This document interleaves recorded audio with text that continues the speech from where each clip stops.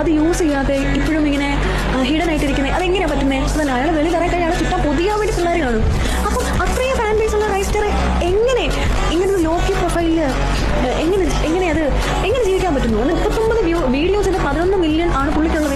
സ്പൈഡർമാനെ പോലെ സ്പൈഡർമാനെ എല്ലാവർക്കും അറിയാം. പക്ഷേ സ്പൈഡർമാൻ മാസ്ക് ഊരിയെ മാത്രമേ സ്പൈഡർമാനെ എല്ലാവർക്കും അറിയത്തുള്ളൂ ശരിക്കും വരുന്നത്. അതുപോലെയാണ് റൈസ്റ്റർ എൻ്റെ മനസ്സിൽ കേട്ടോ.